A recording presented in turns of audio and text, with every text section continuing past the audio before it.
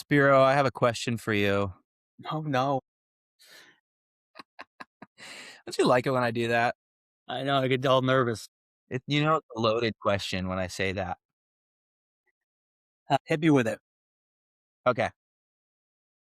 If you walked into your restaurant and cut your menu by 30%, would that give you a slight heart attack or would you feel energized by it? How's that make you feel? Ooh, so I'm a little bit of a different cat. I'd probably be super energized 'cause I'd be like, "All right, so what are we doing?"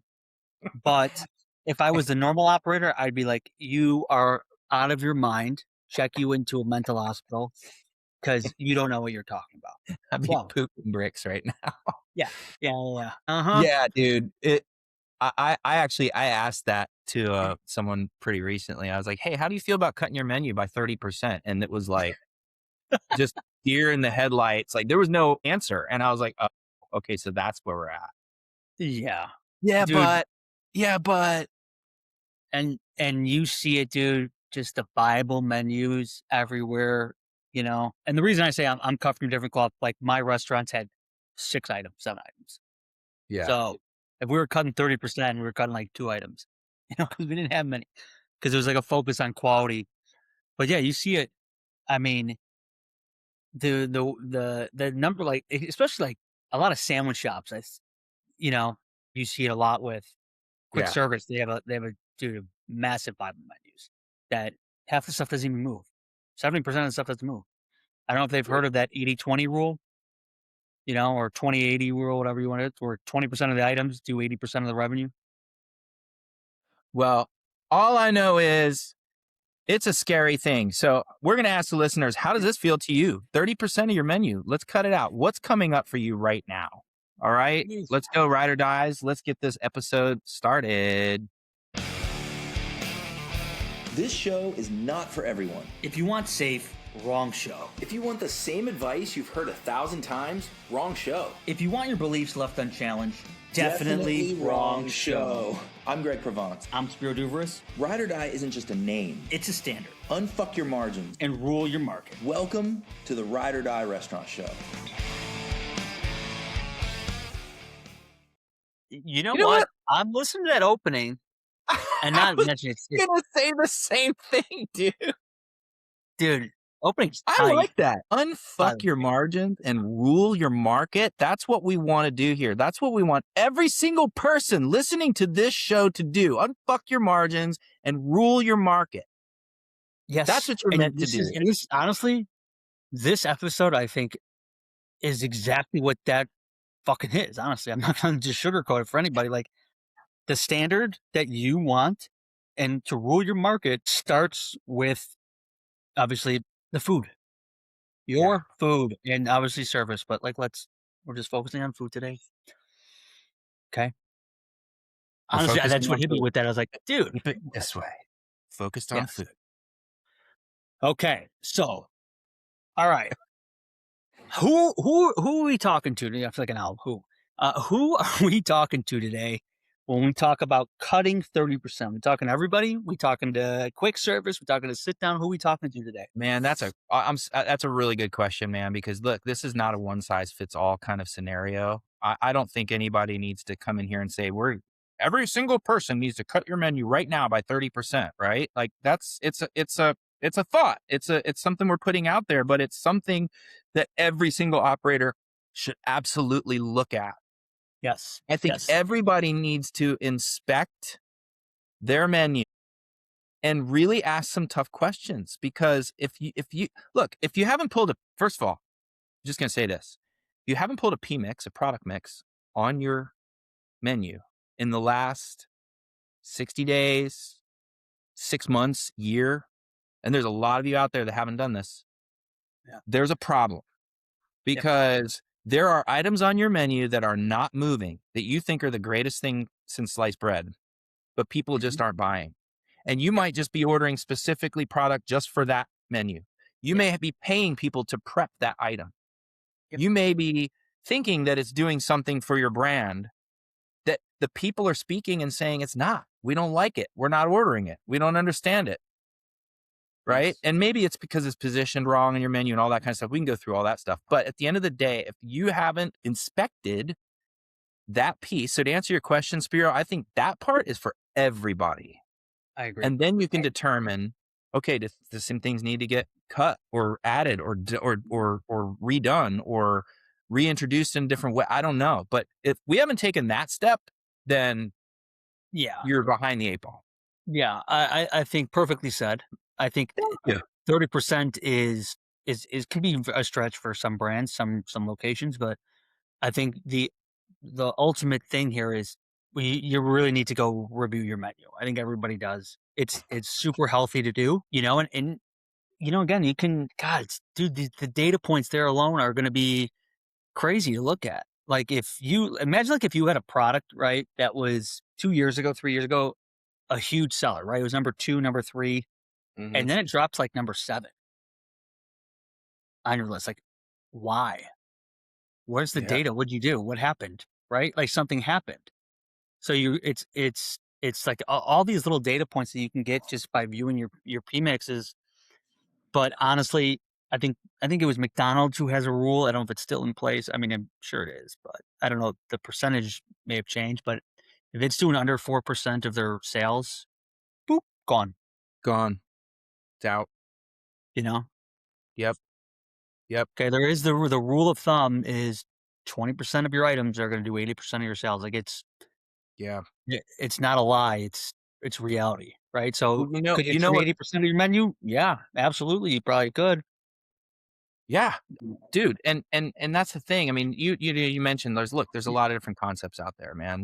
Like full service is a different jam, right? It's a different experience. You're Mhm. doing different things, right? You've got, maybe you've got a chop house and you're selling sides a la carte. Maybe you've got composed plates or whatever it is, or maybe you've got a particular market that you cater to, and you have to have a certain amount of offerings to make. I mean, that's fine. Yeah. But do it in a way that's informed, not just Mhm. because that's the thing. I think so many operators, so many chefs work from this. Well, this is my art. This is what I'm putting out there. This is my Mhm. deal. They should like it, and if they don't, well, too bad. Well, and that's okay to some degree, I guess. But at the end of the day, man, we're talking about unfucking your margins and ruling your market. Like Yeah. we 100. I need mean, to we need to be looking at this stuff, at least considering how this plays in, because if you're not doing that, you've got some opportunity. yeah. Period. I mean, you see it with places where like the menu just changes. And what I mean by changes, like it's a nice theme of, okay, it's this kind of restaurant. And then all of a sudden you start seeing weird new products on there like that don't make sense. Yeah. Like I'll Yeah. be honest with you, go to like you see it at like I don't know why, but Greek and Hispanic places. You see it at Greek place, you'll start to see like burritos and some tacos leak through. Like why? You're like a fast casual like or your classic Greek place, right? Yep. Greek fast food. Or then you Yeah. see it at like a Mexican restaurant. You'll see a gyros on there. You'll see Italian beef on the menu or something like just Yeah. that doesn't fit. And it's more of just like not the Yeah. actual product. Maybe in Tennessee, not in Southern California, dude. We're No, too close to TJ. no, Sacrilege. no. They But wouldn't do but that you'll here. see, but you get the concept of like you'll see it's like weird like Yeah. that doesn't fit the menu, right? So Yeah. you start No, I get adding, what you're saying. yeah, like right, you're gonna see people like adding stuff to the menu that doesn't fit, and then or it was a LTO and now it just stayed on the menu, right? Yeah. So Here's another one. Okay, so here's another opportunity. I remember when we opened one of our Italian spots, and we were going over like the salad menu. We had pizza, mhm, pasta, salads, and we sold a lot of salads. And we were looking at the throughput and the mhm, production time and the prep times and all that stuff. And what we realized is like 3 or 4 of our salads had so many things on it. It was like mhm. 10 different items in the salad. Now, Yeah. tasted great to us. We're like, "Oh, that's the kind of salad I like." But the problem with that is that A, we were getting tons of substitutions because you run the risk of somebody, "Okay, I don't like this, or this. Don't Yes. take that off, put the" right? And then there was Mhm. prep, and then there was Yep. steps to execute. So if you Yeah. look at all these different things, you know, our busy times, we got slowed down by these salads because there's just so much crap on it. Mm-hmm. And half the stuff people didn't want anyway. So we made a rule. We were like, nothing more than 5 things in the salad, including the lettuce. Yeah. Right. And I think it was that's like, and people could that's add to true. it. Like if you want to add artichokes or add olives to it, no problem. Well, that's 50 cents here, $1 there. It's fine. But at the end of the day, it saved so much when we just streamlined that one piece. So sometimes it wasn't taking the menu item off. It was just reducing the amount of crap in the bowl, you know? Yeah. Well, yeah, think about this. Like that's people think, oh, removing something from the menu, I'm removing sales. You're also removing training hours. You're removing prep time. You're removing shelf space. All of these things cost you money on top of, so like if it's not moving, get rid of it. Like, I'm sorry to be blunt about it, but that's just the reality of it. And well, I get so-and-so comes in once a week and gets that item, but like you got to really evaluate your menu. Is there an item, if you got rid of this item, is there an easy pivot for that customer who's like, oh, an easy pivot would be, hey, we don't have this, but people who enjoyed that love this item too. So are you taking away sales from a more profitable item or a higher, sold item? But like at the end of the day, don't you want your restaurant to be judged on your top sellers? Or do you want to be judged on some straggler on the menu that this person goes, this place isn't that good, right? Yeah. No, I feel you, brother. And these are all absolute conversations we need to be having. And it starts with awareness. It starts with knowing what's going on, man. Pull that P-mix for the love of God. Look at what's moving. Look at what's not. I was like, I'm always interested in too, because we're talking about, okay, reduce your menu by 30%. Maybe sometimes that's not just the menu items. Sometimes it's the amount of things in your prep. Yeah. Right. That's on your inventory list, And so maybe looking at things like cross utilization and that type of stuff. I always like to do this exercise. If I order a case of tomatoes and it lands in the walk-in on Friday, by the time it gets onto a plate, what has to happen to that tomato through its life cycle, right? How many steps does it go through before it hits a sandwich or a plate or a salad or whatever it is? And so the question then becomes, could I reduce the amount of steps it takes to produce that one particular item? Yeah. Right. And sometimes that's okay. Well, let's, like in the case of the tomato, I had a team member that suggested, because I think I told you the story. I was teaching the team members how to slice tomatoes, and I was training them for like a week. And then I was like, I want consistent slices, so we're getting the most out of the tomato, and the product is consistent, and it's fresh, and all that stuff. And about a week into it, one of my team members brings in a tomato slicer, like a mandolin kind of thing. You put the tomato in, you go pop, and it cuts a perfect sliced tomato every single time. And I looked at them and I was like, oh my God, you're genius. Like, she works for web restaurant for sure. Seriously, dude. It's like, it saved hours of prep. It saved inconsistency of product, saved so much waste, and it reduced the amount of steps it took to get that tomato to plate. So sometimes what we're talking about here is not just reducing the item itself, but reducing the steps it takes to produce said item. Yeah. And I want to get into the nitty gritty because, okay, so if I'm looking at my P mix right now, right, I just pulled it, okay, for the month. Let's talk about, right, I think people there's like an illusion. Oh, we sold 20 of those. Oh, that's not bad, right? For the month, we sold 20 of that item. Break it down to daily. So you sold less than 1 a day. Is that really, like, that's where I at least I think is, okay, yeah, hey, that number might be high, but let's break it down. I only sold 2 of those a day. That's 60, right? Yeah. So stop looking at this big number. And I think the first thing is take those numbers for the month and break it down by day. Like, that's my first thing, because you're looking at this big number like, oh, my P-mix is fine. I sold, 80 of those or 100 of those. Yeah, I sold 150 of those things. Yeah. It's 3 to 5 a day. That's nothing. Yeah. 15, even at $15, 5 a day at $15, It's $75 a day. Yep. Well, and then the other question is it a high margin item? Is it easy to Yep. produce? Is it something, you know what I mean? There's other Yeah. considerations too. I mean, for the love of God, if you've got a dog on your menu that's not producing, that's just not selling, and it takes a lot of labor to produce and a lot of product, Mhm. and it's not a great margin, 100% dump that thing. It's not doing Yeah. you any favors, Yeah. Yeah. you Right. know? So I think don't get, uh, don't get the illusion of, oh, I sold 100 of those for the month. Like that's not. I'm sorry, but like, it's not good for the most part. That's 3 a day. Yeah, yeah. It's all relative to the whole, right? You gotta Yeah. compare these numbers against your other movers and shakers. Correct. Right. Like what's driving, and now you're going to see what's driving your sales. You know, why is it Yeah. driving your sales? Right. Well, hey, we use a really good quality steak, or we use a really good quality burger bun, and it really makes the difference. And so now you can take a step back and look at those dogs and go, okay, well, hey, can we use a better product? Whether it's a better piece of protein, a better, dressing, better bun, better whatever the thing might be, can we improve it? And now can we make it a better item? And then how do we market it? So there's a lot that goes into it, right? When you want to Yeah. do that part, that I think, again, you got to be very intentional here. I think that's the key thing. I think very intentional is my takeaway from this part. Well, okay, so I guess my big question with this whole thing is this really a problem?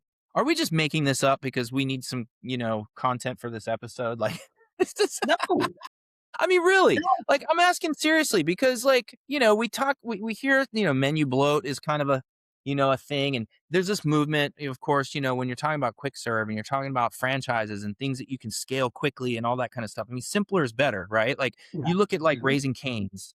I've got a buddy who was with that outfit for a number of years as an operations director.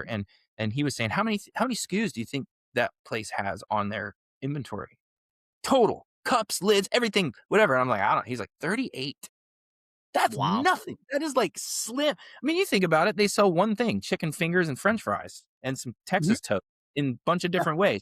It makes sense. So there's this movement, right, to go towards that direction, right? To yeah, be as slim and as concise and as real as like core as possible.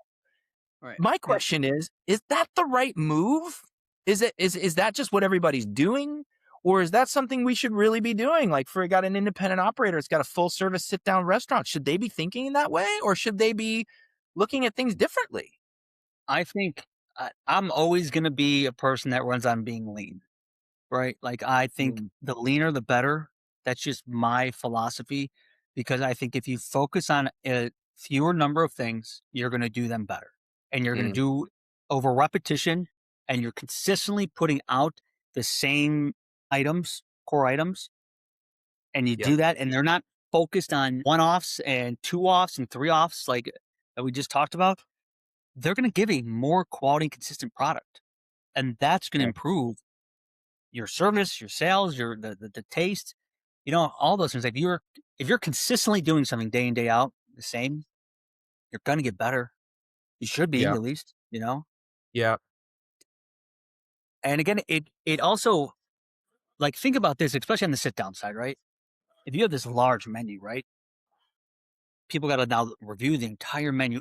Do I want this? Do I want that? So now they're taking up more time to order.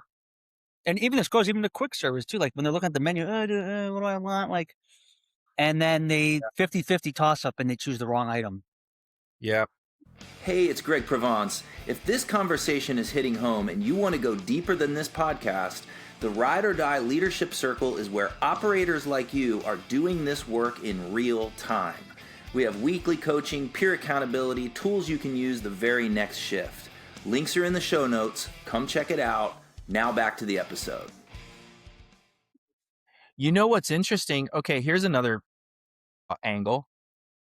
Now, since you said that, sit down restaurant, looking at the menu, one of my favorite restaurants of all time. It's in my neighborhood. It's an Italian place. I've told you about this place. The hospitality is off the charts good, Mhm. and the food is solid. These guys are like, they're all Italian and right from Italy, all authentic stuff. It's great. Anyway, the point is, the way they have their menu designed is they've got probably 8 or 10 different pastas.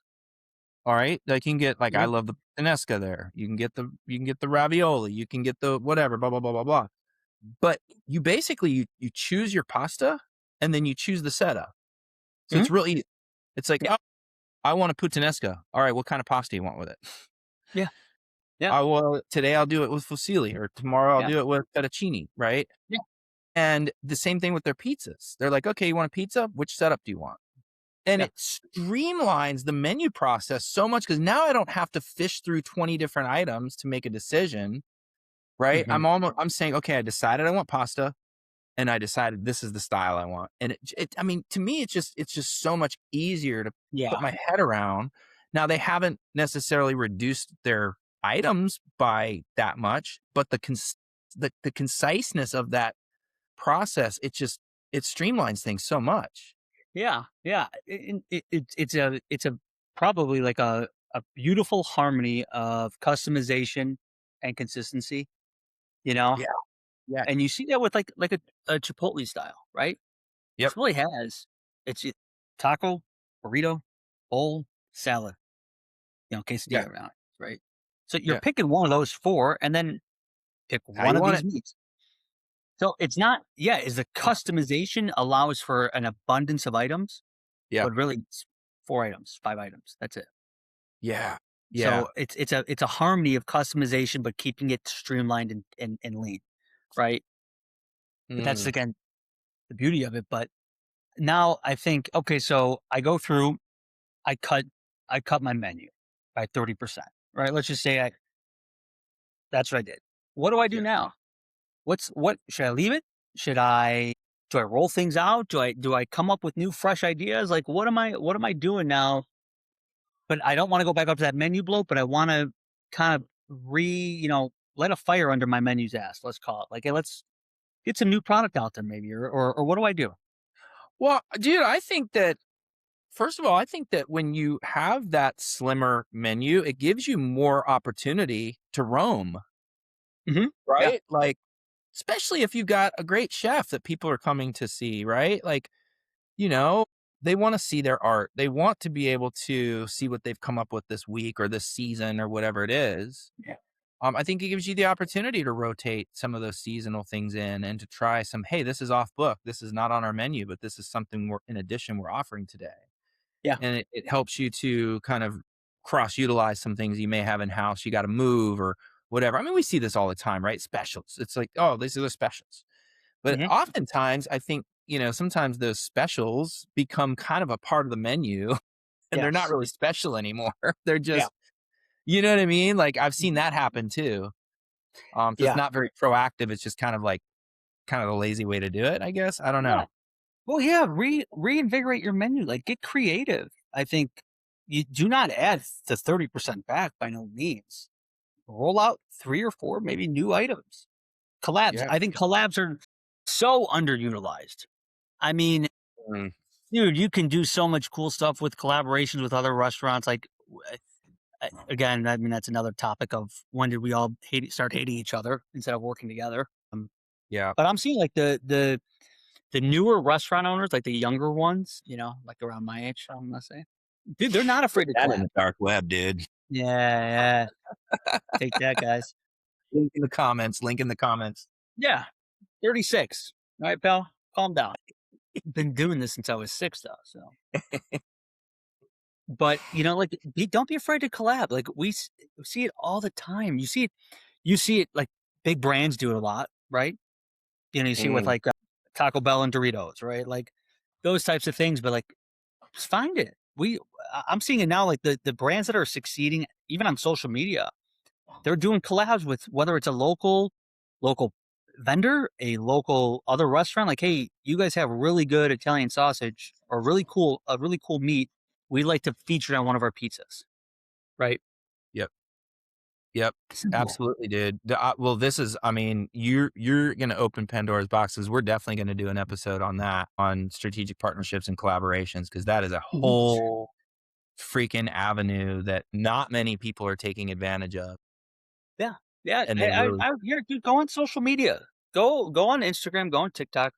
and just Yeah. browse. You will find so many cool things that other restaurants are doing that, dude, it's a copycat game. We all know it. Like, don't be afraid to roll something out that somebody else has. Like, but Absolutely. it might drive. Dude, Taco Bell's the king at being innovative. Like, I don't like Taco Bell. Like, no one really likes Taco Bell, but it's satisfying. I All love right. Taco Bell. I love it. Yeah, I know. It's I don't want to be that guy. no, seriously. I'm there probably like, well, okay, it's not once a month. It's probably once a quarter. But when Mhm. I go hard, dude. Dude, I'm like a fish and they're the hook, dude. I chomp like, wow, I gotta try that. What did they come up with? Dude, that's me. I'm that guy in the drive-thru, like, all right, give me my normal order, which is I did. let's I for the went record, through it. is I Speed got Trap. the arch when that came out. You're that was a I- mess. it was pretty good though. I thought the big arch was pretty good. To be I honest. never tried it after watching that CEO do that little Yeah, I know it was keyword cool to fight. watch, but guess what? It freaking worked. That dude went viral, and then every other freaking burger Yeah. joint followed suit. Yeah, and great. That's great. That's great Right. content. Like, but Don't be afraid to suck. Just put yourself out there. yeah, I think if you ultimately though, I think cut the losers, cut the ones that are high cost if you can, right? There's Yep. some that are high cost that are big movers, right? Those, because you serve a quality product, like that's okay. But if it's not selling and it's a high cost, it's got to go. I don't care if cousin Jimmy likes it or Susie who comes in once a week for the last 20 years. Like, like, I'm sorry, but Yeah. are they paying? They're not paying your bills. Yeah. I hate to say it, right? Like, you got to Yeah, be I mean, real. look, or maybe keep a little stash of something for a Susie on the Yeah, side right. nobody else knows about or something. I don't know. I Yeah. mean, there's ways around that, but I think you're right, man. I mean, the reason we even put this question out there to begin with the 30% was just to get your attention. Just be like, hey, is this something you're even looking at? The 30% is not so important. What's Yeah, I think important you can go is back and that, ask, when's the last time you added something new to your menu or yeah, you rolled it out properly, yeah, right? yeah. That's the other thing. The rollout. That's another. Yeah. You know. That's another thing. But yeah, I mean, that's the thing. So ask yourself, what would it feel like to cut your menu by 30% or more? What would that feel like? If you get a lump in your throat and you're freaking out, like, oh my God, I could never do that. Well, then maybe you really do need to look at it, because I think there's at least some opportunity there for you. And if you get energized by it, maybe it's something you do already and you're already proud of. I don't know, but Mhm. I'd love to hear from people what their experience is with this. Now, do you think, like, let's just say you're more of a, is there maybe an area that's easier to attack, especially like for a sit down place? Is it 30? Try it like a way to dip your toe in the water, let's say. Do you cut 30 of maybe, hey, I'm going to go to the appetizers that don't move and see what that does. Like, that's a way to dip their toe. They don't have to go the full 30, right? That's a great Is that a question. And I mean, look, I say yes if that's a concern and you really kind of need to baby step it. But I'm kind of a no bullshit kind of guy. I'm like, why Mhm. would you half-ass anything? Like, you know what I mean? Like, I say, look at your PMix and what's not working on paper, then consider whacking it. Like, Mhm. that's just me. But yeah, if you must baby step it, then yeah, maybe that's the toe in the water. Like, okay, let me try this Mhm. out. Let me get rid of it. See if people come out with pitchforks and, Yeah. and they're ready to, burn the place to, I don't know. But, you know, then you'll see what it probably wasn't as painful as you thought it would be, especially if it's something that's actually not selling anyway. Yeah. Here's the other thing that I want to touch on is, okay, you're looking at your PMix and you're seeing it's an item that's high cost. And maybe it's in the middle, right? Maybe it's right on the edge of that 30% we're cutting. Or it's a high prep time item. Dude, Mm, call up your vendors. Talk to them. That is what they're there for. Hey, we're thinking about trimming this product or we're thinking about improving this product. What can you do? They're either going to come in with a bunch of product and say, here's some comparable products that are either cheaper or more expensive, whatever route you're going, you're trying to improve your margins or push the sandwich forward, you know, mhm. that they're going to have you come out and most of your vendors have chefs and people who paid a lot of culinary money, like culinary time, and to help you put sandwiches together or help put items together. Like, Yep. those services, right? That is So, true. I mean, There's a lot of services that your vendors have that will provide if you just ask. yeah, Pre-portioning, all kinds of stuff that can yeah. happen, you know? Absolutely. Yep. So, I mean, it's not all on you. Utilize the services that you're getting, right? Yep. I think that's an important thing, and then also let them be the data, right? Like, hey, what do you see people in our area that are really moving off the shelf, or what's something trendy that you guys are seeing down the pipeline that I should get in front of, type of thing. Like, utilize your people, man. Utilize the information sources that you have. You know? Yeah. Yep. Absolutely. Yeah, there's a lot of resources out there, but at the end of the day, pull your PMIX today. Don't wait. Like, if you haven't done that, please do. Pull that Yeah. PMIX, look and see what's selling, look what's moving, give it an honest look. And if you Mhm. most likely, if you haven't looked at it in a while, I'm going to tell you there are going to be some things on there that are not moving that you think are. Yeah. Consider dumping it, Yeah. unless it's something that's just completely signature to your and then you have to ask the question, if it's a signature item, why aren't you selling more of it? Yeah. Like, Yeah. Mhm. you know what I mean? So I just think that's the first step. If there's anything to take away from this, that's what I would say. That's your Yeah. one thing. That's your one thing. Like I said, I think pull the PMix, divide it by 30, and see how much you're selling per day. Because don't get confused by that large number. Oh, we Yes. sell 100.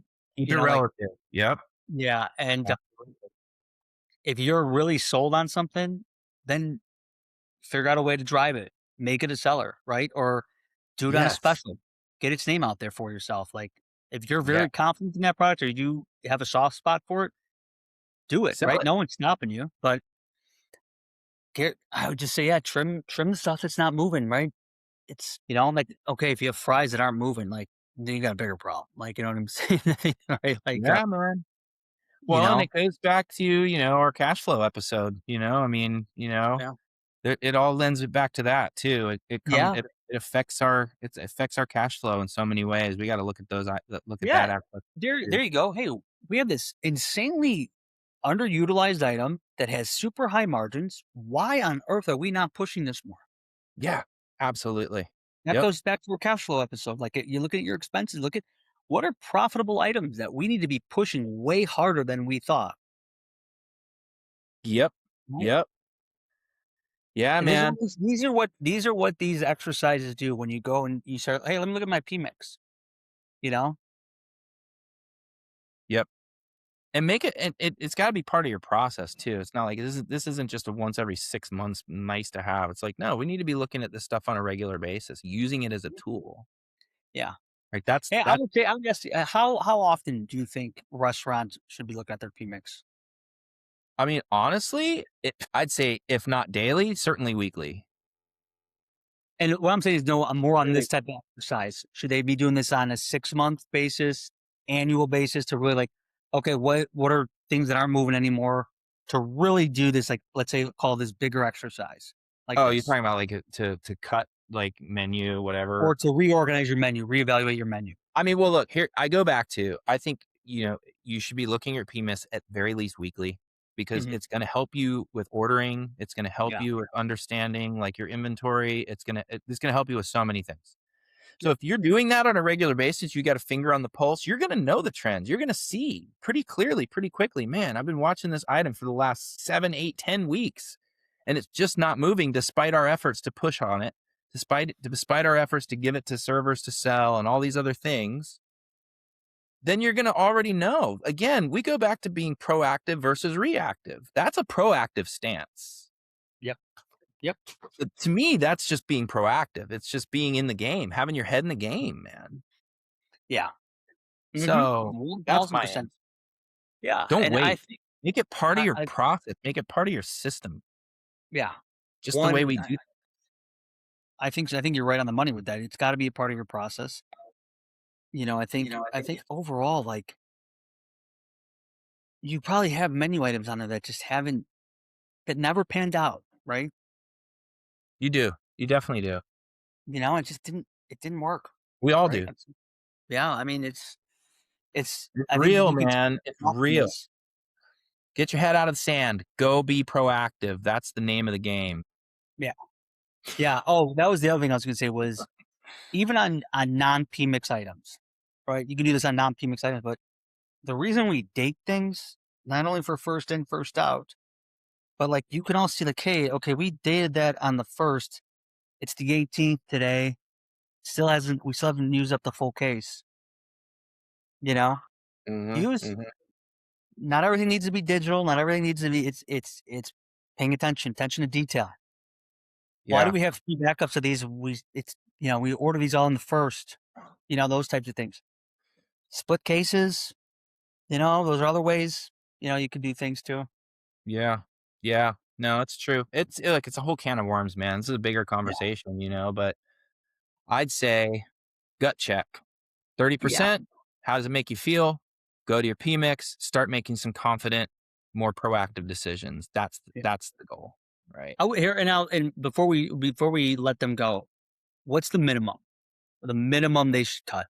Like you say, if you're going to do this exercise, you got to cut at least what, 10, 15, 20? Man, I don't know. That's a tough question. Every menu's different, right? Mm-hmm.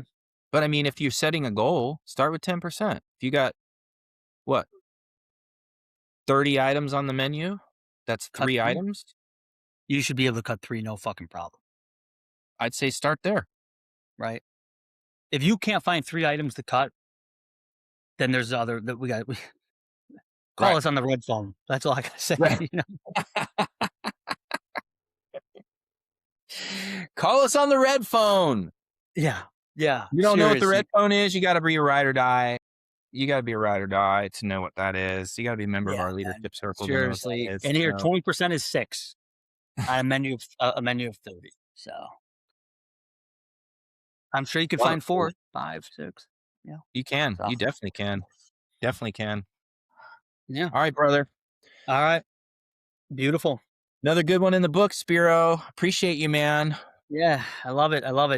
Get a little lean on us, everybody. I want to come into your restaurants and see the lean menu with all sellers. Lean, mean menu machine. I love it, man. I love it. And let's send us your comments. Let us know what you're thinking about this. Like it. Don't like it. Tell us to go F ourselves. I don't know. It's fine. It is what it is. We're big boys. We can handle it. All right. Signing off.